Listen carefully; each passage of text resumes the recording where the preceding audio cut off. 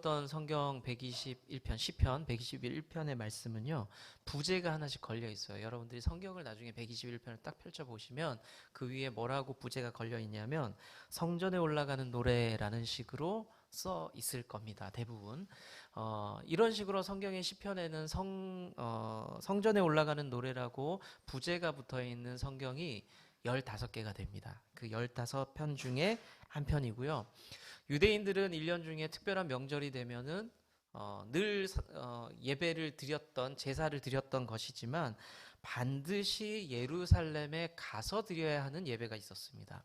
그런 종교적인 규칙이 있었어요.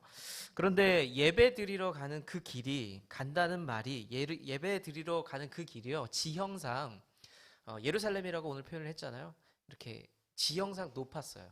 지대가 높은 곳이 있죠. 지역마다. 예루살렘이 높았습니다. 그래서 사람들은 예루살렘으로 예배 드리러 간다라고 말할 때 올라간다라는 표현을 주로 쓴 겁니다. 예루살렘에 올라간다. 우리도 이상하게 그런 표현 많이 쓰죠. 서울은 어떻게 해요? 올라가죠. 부산은요?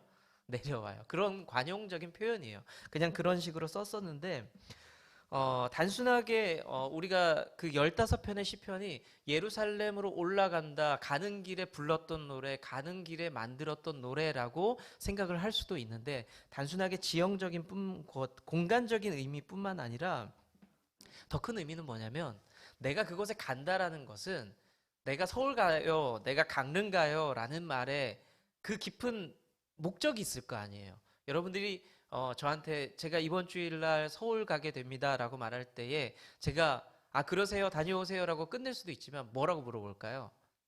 예, 무슨 일이 있으세요? 네, 누구 결혼식이 있습니다. 이렇게 말할 수 있겠죠. 그러니까 서울을 올라가는 게 목적은 아니에요. 서울을 가는 게 목적은 아니죠. 그곳에 가는 이유가 있습니다. 이분들이 이 시편을 쓰면서 성전에 올라가는 노래를 부른 이유가 뭐예요? 예루살렘에 가는 이유가 뭐예요? 하나님을 예배하기 위해서.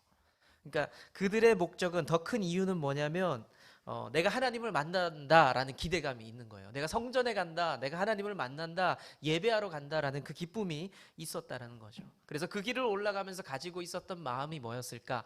여러 가지 마음과 형편과 상황들이 있었지만 기대감과 설레임과 즐거움이 분명히 있었다는 겁니다. 근데 여러분들 교회 오실 때 어떠세요? 그런 마음이 있으세요? 예, 있을 수도 있고 때로는 야, 내가 또 오늘 교회 안 가면 목사님이 또 전화 신방할 텐데 나 만나자고 할 텐데 뭐 이런 마음 불편한 마음이 있을 수도 있죠. 저는 사실은 교회 안 나오실 때도 전화하기도 하지만 보고 싶어서 전화하기도 하는데 가끔 이번 주 안 보여서 보고 싶어서 전화드려도 깜짝깜짝 놀라시겠구나 그런 좀 걱정도 있어요. 제가 전화하면 긴장하는 분들도 있을 수 있겠구나라는 생각을 해서 좀 그럴 때 있습니다. 여하튼 하나님을 만나러 가는 여정, 그들이 이런 고백들을 했어요. 방금 읽었던 말씀처럼. 그런데 우리 신앙의 길이라는 것도 이 과정과 여정이에요. 가는 길입니다. 우리가 신앙인이 됐어요. 그리스도인이 되었어요. 예수님을 믿어요. 그러면 끝이 아닙니다. 끝난 게 아니에요. 완성된 게 아닙니다. 100점 만점에 100점의 신앙인에 되어서 출발하는 게 아닙니다. 이제 걸어가기 시작하는 거죠. 그러니까 어떨까요? 걸어가다 채이기도 하고 부딪히기도 하고 넘어지기도 하고 힘들어서 좀 쉬기도 하는 그런 모습이 우리 삶의 신앙의 여정 가운데 분명히 있어요. 쉬었다가 뛰면은 힘차게 뛰기도 했다가 때로는 지쳐서 주저앉아 쉬는 경우도 있습니다. 근데 우리가 그 어려운 길을 걸어가면서 신앙의 여정들을 걸어가면서 이런 모습 저런 모습 할 수 있는데 그 가운데 반드시 필요한 게 있어요. 그게 뭘까요? 우리는 그것을 신앙인들에게 반드시 필요한 것을 은혜라고 표현합니다. 은혜. 힘들고 지칠 때가 있기 때문에 우리는 은혜가 필요해요. 하나님 말씀이 공급되어져서 힘을 좀 얻어야 합니다. 성전으로 올라가는 길이 반드시 늘 설레이고 기쁘고 즐겁지만은 않습니다. 여러분들 신앙생활 할 때 어떠세요? 매일 즐거우세요? 매일 기쁘세요? 그렇지 않거든요. 회의감이 들 때가 있어요. 목사가 이렇게 얘기해 주니까 좀 편하시죠? 그럴 수 있어요. 저는 늘 여러분들을 대할 때 그런 마음을 가지고 있어요. 그럴 수 있다. 심지어 제 아내가 사모가 요즘 신앙생활이 좀 힘들어 라고 말을 해도 어떻게 사모가 돼서 라고 말하지 않아요. 그럴 수 있어요. 우린 누구나 삶의 고단한 환경 때문에 때로는 어떤 외부적인 요인 때문에 우린 좀 신앙생활이 지칠 수가 있습니다. 그래서 넘어지기도 하고 실망도 하고 가끔은 배신 아닌 배신을 좀 해보기도 합니다. 그럴 수 있습니다. 그런데 우리가 그 과정 속에서 반드시 필요한 게 뭐다? 은혜가 필요하다. 그래서 우리가 힘들고 어려울 때 지칠 때마다 저 좀 도와주세요라고 옆에 있는 집사님들에게 전화할 수 있고 연락할 수 있어요. 목사에게 연락할 수도 있습니다. 그런데 그때마다 손을 모아야 돼요. 내가 힘들고 지칠 때마다. 하나님, 제게 좀 은혜를 주세요. 이 상황을 뒤집어 버릴 수 있는 제게 좀 힘을 주세요라고 우리는 기도할 필요가 있어요. 왜냐하면 신앙은 과정이기 때문에, 완성이 아니기 때문에. 자, 어떤 아이가 태어났습니다. 그 아이가 태어나면서 자동적으로 주어지는 자격이 있어요. 뭘까요? 누군가의 아들이 되고 딸이 되는 겁니다. 그건 부인할 수가 없죠. 근데 거기에 따라오는 자동적으로 붙어오는 옵션이 하나 더 있습니다. 태어나면 동시에 자격과 함께 따라오는 게. 뭐 여러 가지를 이야기하실 수 있겠죠. 지금 막 생각하고 계시죠? 저는 이렇게 생각합니다. 고생하는 거. 태어나면 고생이죠, 뭐. 아닌가요? 네. 한 아이가 태어나면 우린 축복하죠. 맞아요. 축복해요. 그런데 뒤따라오는 것, 얘도 참 쉽지 않은 삶을 살겠구나라는 생각을 할 수밖에 없습니다. 왜냐하면 태어나면은 생로병사라는 말이 있잖아요. 따라와요. 태어났으면 늙어가면서 아프고 죽게 되는 겁니다. 그건 따라오게 됩니다. 몇 번 말씀드렸지만 저도 아빠가 처음 되었을 때 아이를 안고 쳐다봤을 때 이 아이를 축복하고 기뻐하고 막 있었어요. 이제 곧 아이가 태어나겠지만 아빠가 될 거고 엄마가 될 건데 아이를 안고 나서 너무 기뻐요. 신기하고 때로는 너무 못생겼다라는 생각이 들 수가 있어요. 네, 얘는 왜 이렇게 생겼지? 막 처음에 태어나면 막 찌그러져 있거든요. 애가 진짜 못생겼다. 근데 점점 귀여워져요. 놀라지 마세요. 점점 귀여워집니다. 어찌됐든 간에 그 아이를 안고 이렇게 쳐다보는데 너무 좋은데 따라오는 생각 뭐라 그랬죠? 고생. 아, 이 아이도 나처럼 초등학교 다니면서 숙제 때문에 머리 좀 아프겠구나. 중고등학교 다니면서 함수 XYZ를 가지고 좀 고민 좀 하겠구나. 아, 얘도 군대를 가겠네? 아휴, 얘도 여자한테 차여보겠지? 별 생각이 다 들면서 제가 심한 건가요? 근데 이 아이도 고생하겠구나라는 생각이 듭니다. 신앙인도 마찬가지예요. 신앙인이 되었다라는 것, 그리스도인, 예수쟁이가 된다는 것은 하나님의 자녀가 된다는 영광스러움도 분명히 가지고 있지만 따라오는 것은 그리스도인답게 살아야 된다는 풀기 어려운 숙제들을 가지고 살아가게 됩니다. 그래서 신앙의 선배들, 신앙생활을 오래 하신 분들이 새가족이 오거나 누군가 침례를 받거나 신앙을 결단한 사람들이 있으면 너무 기쁘죠. 근데 너무 기쁘면서 그분들이 새가족들을 위해서 왜 기도하는지 아세요? 고생할 거 아니까. 그리스도인답게 자라나는 게 얼마나 어렵고 힘들고 고민스러운 과정들이 있다는 것을 알기 때문에 새신자가 되면 처음에 좋아요. 신앙생활 처음 시작할 때 세상 모든 것이 내 것 같고 기쁘죠. 그걸 보면서 신앙생활 오래 하신 분들은 겉으로는 함께 기뻐하세요. 속으로는 뭐 안 기뻐한다는 게 아니라 기뻐하세요. 근데 뒤에서는 기도하죠. 곧 굴곡이 있을 텐데, 내리막이 있을 텐데 하나님, 저 영혼이 그 시간을 잘 보내게 해주세요라고 신앙이 깊은 분들은 새가족들을 위해서 그렇게 기도하기도 합니다. 오늘은 성전에 올라가는 노래라고 아까 말씀을 드렸는데 그 중에 두 번째 시편이에요. 121편이 두 번째 시편인데 이 말씀을 보면서 이 세상을 살아가는 신앙인들이, 그리스도인들이 그 고된 인생의 여정, 신앙의 여정 가운데서 반드시 기억하고 붙잡고 가야 할 진지한 질문 두 가지를 좀 짧게 나눠보려고 합니다. 첫 번째는요, 어디로 갈 것인가에 대한 인생 방향에 대한 질문을 우리가 던질 필요가 반드시 있습니다. 오늘 말씀을 보시면 시편 기자가 고백하는 것이 있는데 뭐라고 얘기하냐면 내가 산을 향하여 눈을 들겠다라고 이야기를 합니다. 여기서 산은 시온산이라고 이해하시면 돼요. 시온산. 그들에게 시온산이 가지는 의미는 뭐냐면 하나님이 계시는 곳이에요. 내가 눈을 들겠다 시온산을 향해서 뭐예요? 내가 하나님을 향해서 바라보겠습니다. 달려가겠습니다. 라는 뜻을 가지고 있는데 이것은 이런 뜻도 있고요. 두 번째는 뭐냐면 지리적인 거예요. 내가 예루살렘을 가야 돼요. 지도를 볼 수도 있겠죠. 자기 나름대로. 근데 이렇게 멀리서 보면서 시온산이 저기 있어요. 그럼 저곳을 향해 가는 겁니다. 내가 눈을 들어서 시온산을 향해서 걸어갈 때에 예루살렘에 도착하는 거예요. 그러니까 기준을 분명하게 잡고 가야 된다는 거죠. 그러니까 신앙인들도 이런 기준이 있어야 묵묵하게 그 길을 걸어갈 수 있어요. 내가 어디를 바라봐야 될지를 보고 그곳이 맞다라고 확신이 든다면 그것을 계속해서 걸어가는 거예요. 아까도 말씀드렸다시피 힘들면 잠깐 앉을 수 있죠. 잠깐 쉬었다 갈 수 있고 자고 갈 수도 있어요. 그런데 그 시온산은 계속 바라보는 거예요.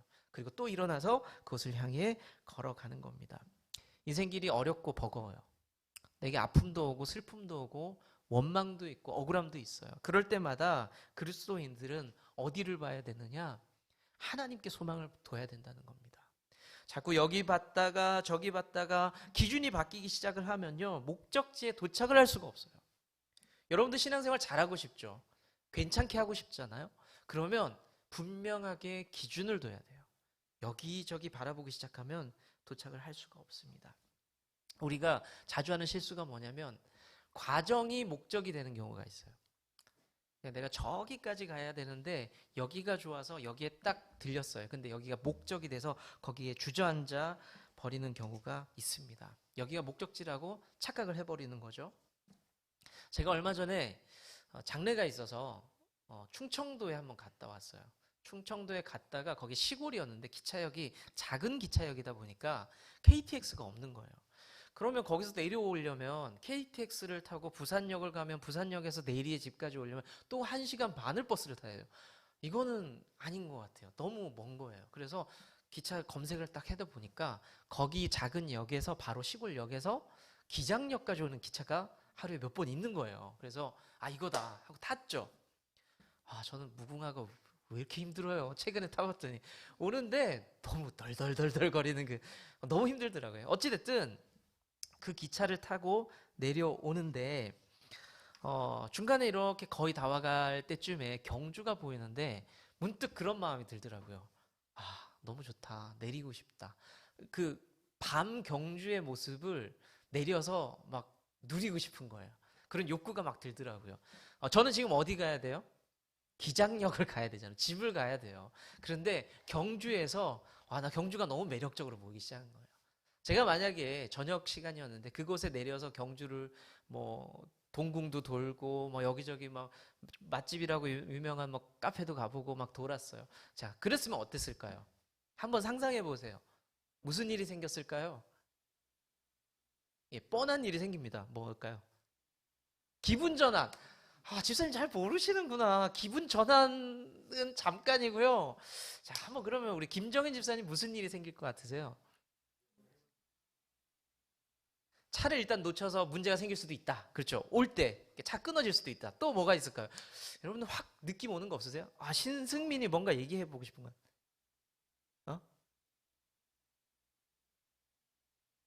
정답. 말없이 그렇게 돌아다니면 엄마한테 혼납니다. 이게 이제 보통의 남편들이 갖는 부담스러움이 있는 거죠. 제 목적지는 기장역이고 집이에요. 그런데 경주가 너무 좋아서 예뻐서 그것은 좋은 곳이죠. 다니면 집사님 말씀처럼 기분 전환도 될 수가 있어요. 하지만 과정이 목적이 됐을 때 뒷감당하기가 어려운 상황들이 올 수가 있습니다. 네, 그렇죠. 자, 경주는 그냥 지나가는 길이에요. 목적지가 아니죠. 과정일 뿐입니다. 그곳이 내 삶의 목적이라고 여기는 순간 문제들이 생기기 시작을 합니다. 인생의 방향을 잘 정해야 되겠죠. 그러면 지금 보셔야 돼요. 내 인생의 목적 잘 가고 있느냐? 그러면 내가 힘을 10이라면 10만큼 주고 꽉 붙잡고 있는 게 뭔지를 펴서 보세요. 그게 여러분들의 인생의 목적이에요. 각자가 생각해 보는 것들이 분명히 있을 겁니다.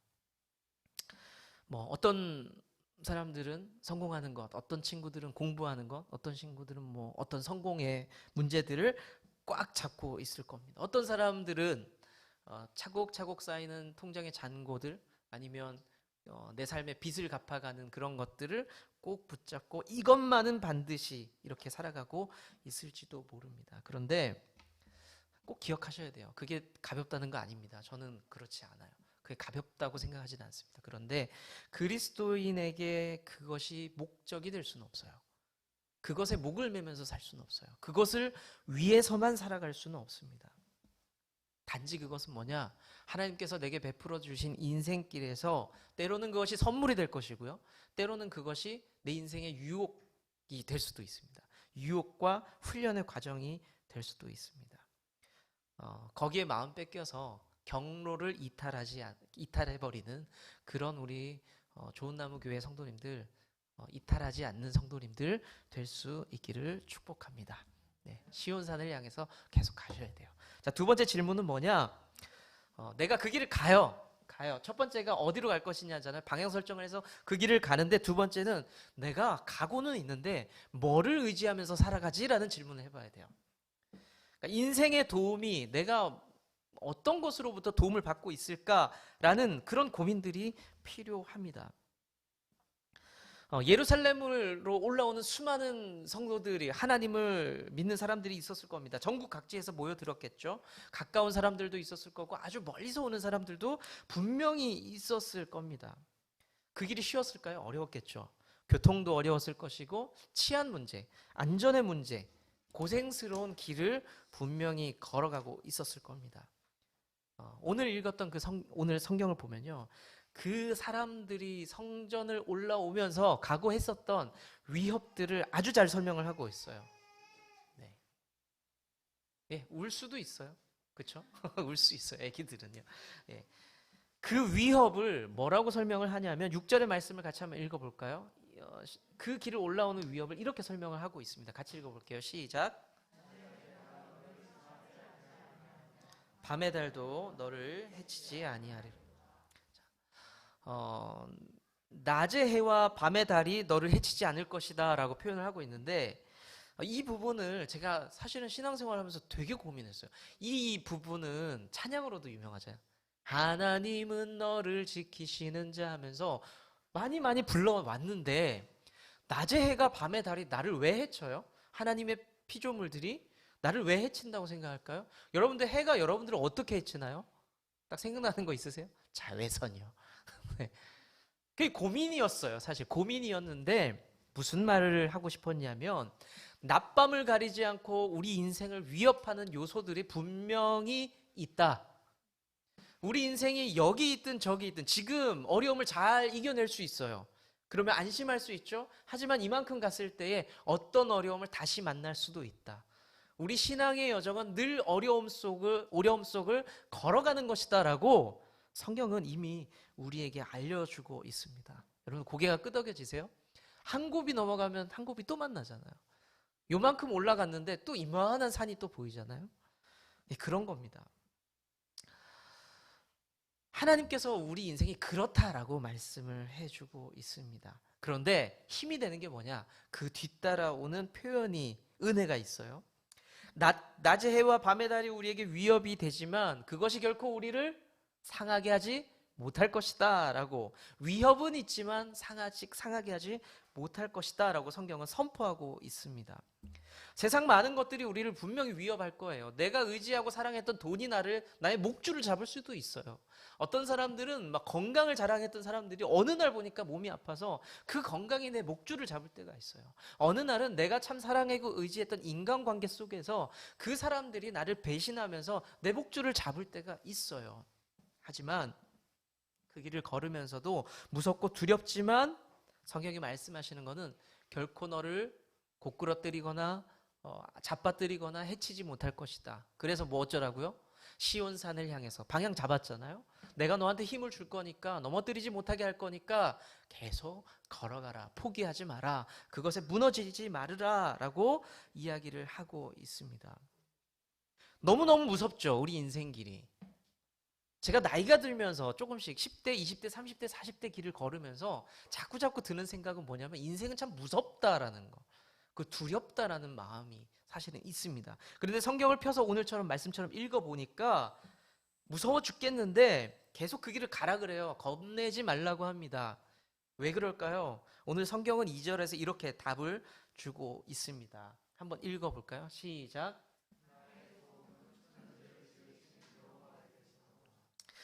이 험난한 세상에서 안정적인 도움, 공급처는 오직 하나님뿐이다라고 시편의 기자가 고백을 하고 있습니다.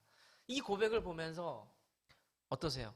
하나님을 잘 믿었던 그 사람이니까, 성경이니까 이런 말 쓰는 거 아니야 라고 말하고 있지만, 우리는 수천 년 전에 이미 신앙생활을 열심히 해오고 고통 속에 살아갔던 한 노인이라고 할게요. 한 노인이 우리에게 이렇게 알려주는 거예요.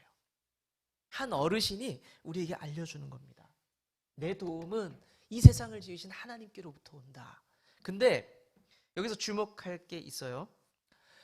이 우리의 도움이 천지를 지으신 분에게서 온다라고 하니까 능력의 하나님, 전능하신 하나님이 나를 도우시는구나, 감사하다, 난 할 수 있다 라고 생각을 할 수도 있습니다. 그런데 그거보다 더 주목해야 될 것이 뭐냐면, 제가 여기 표기는 안 했는데 3절부터 5절까지의 말씀을 쭉 보시면 거기서 반복해서 표현한 게 뭐냐면, 하나님은 전능하세요. 그런데 또 시편 기자가 목소리에 힘을 주어서 표현하는 게 있어요. 하나님은 힘도 있지만 능력도 있지만 한결같으시다, 성실하시다, 신실하시다 라고 고백을 해요.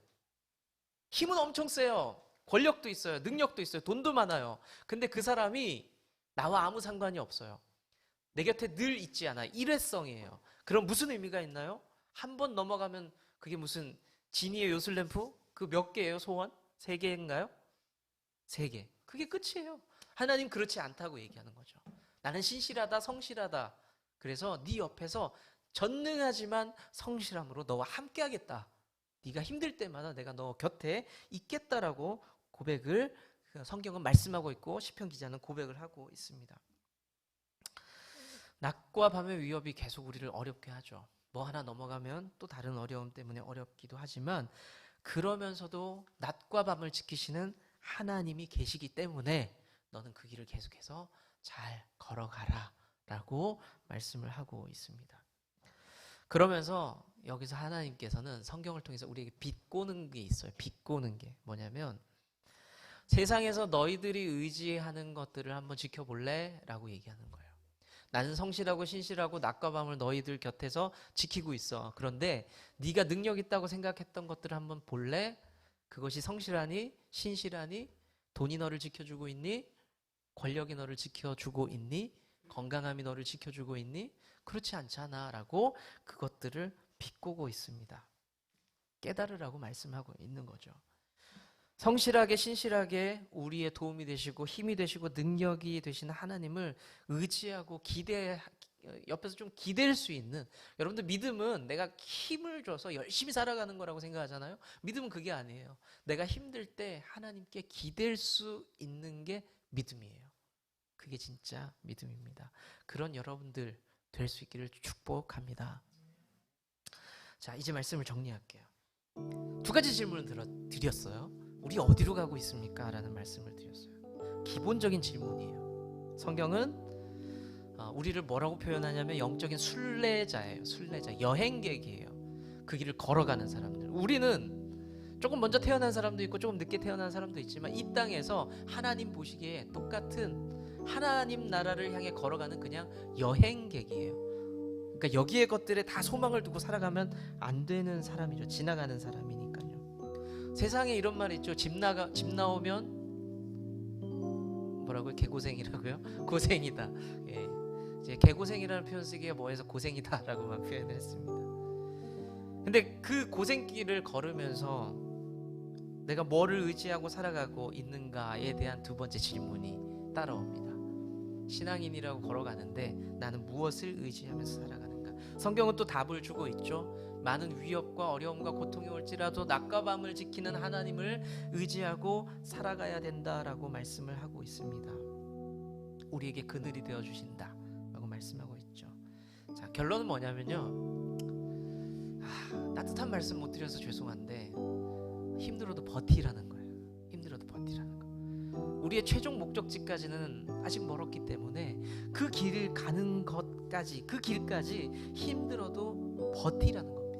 영적인 걸음을 멈추지 말고 마지막에 소망이 있으니까, 우리가 하나님 나라에 대한 소망이 있으니까 버티라는 거예요. 어렵고 힘들어도 견뎌보라는 겁니다.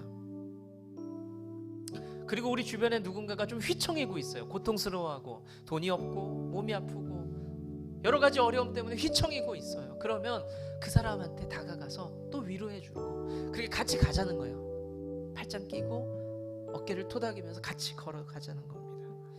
우리 좋은나무교회 성도님들 모두가 우리 하나님 나라를 소망하면서 끝까지 잘 견디고 우리에게 위로가 되시는 하나님을 기대하면서 끝까지 잘 걸어갈 수 있는 모든 성도님 되시기를 축복. 우리